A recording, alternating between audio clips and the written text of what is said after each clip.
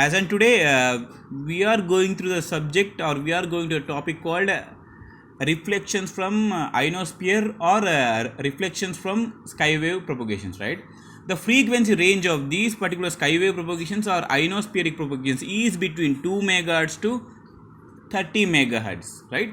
See here, we'll go to this particular diagram. We have a transmitter antenna, and also we have a receiver antenna, and we have D layer, E layer, F1 layer, and F2 layer. These are sublayers of ionosphere, right?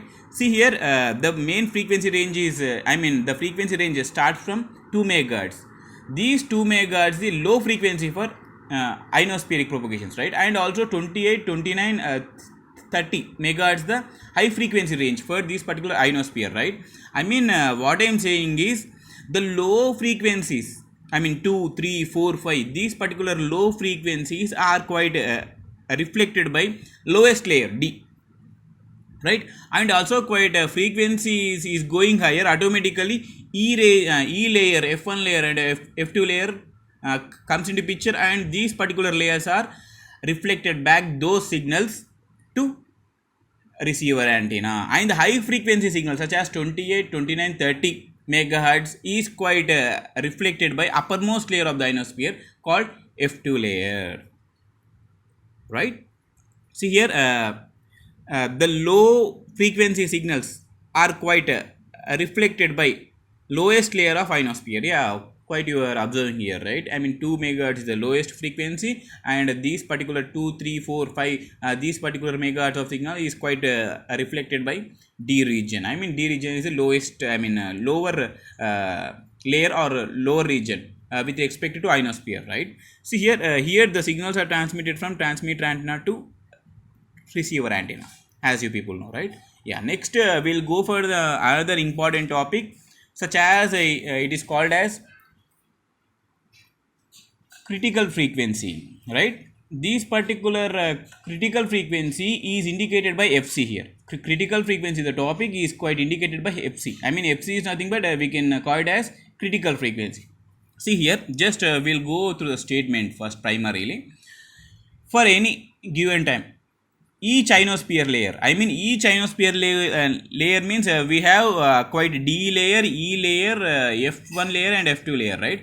As maximum frequency, those particular sublayers as they have their own frequencies, such as we have seen here, D region, D region or D layer reflects the lowest frequency, right? And F2 layer, uppermost layer reflects higher frequencies, right? Each layer has their maximum frequency at which the radio wave be transmitted vertically and reflected back to the earth. See here, in this particular topic, we are going, for which frequency we can call it as Fc. For which frequency we can call it as critical frequency, right? See here, we have a transmitter antenna, such as this transmitter antenna is transmitting signal here. This particular signal is quite propagated vertically, right? And also it reflected back. This particular signal is incident on incident at this particular sphere, considered as F1 layer for our assumption.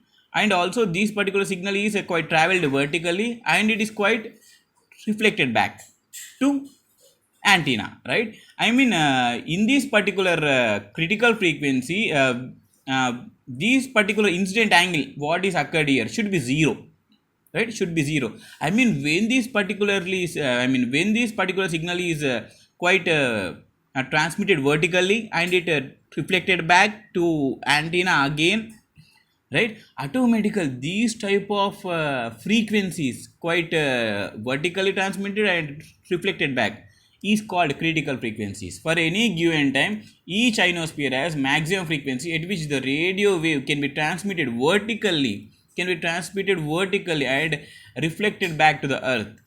This frequency is known as critical frequency, right? Here the angle between the the angle of incidence is quite, we can consider as 0, right? Where the angle of incidence with respect to the layer is theta I is equal 0.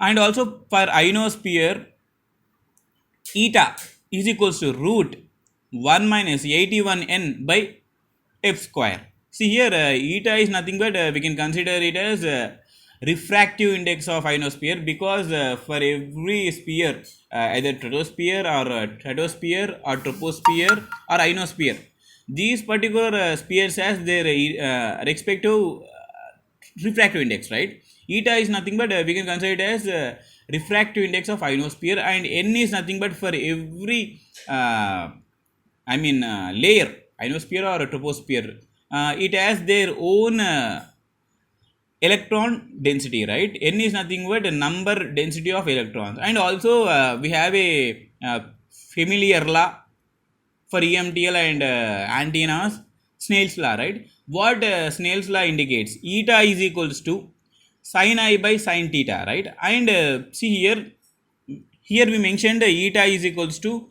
1 by 81 root 1 minus 81n by f square, right? Here Snell's law is telling something called eta is equals to sin I by sin theta. This sin I by sin theta is equal to, right now it is equal to root 1 by root 1 minus 81 n by f square, right? See here, just assume such as these f is nothing but fc.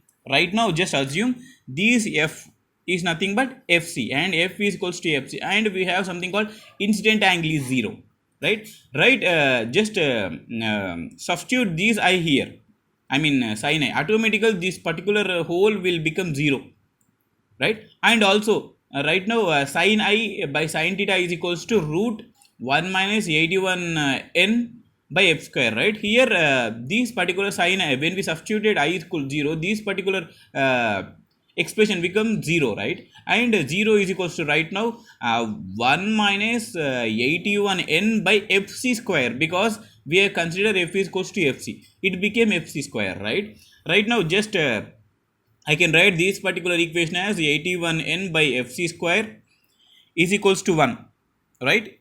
Is equals to 1, right? And also I can write this particular expression as in this way: fc square is equals to 81n, right? And also just I will remove this particular square, and I will make it as fc is equals to 9. I will make this square as a root here, right?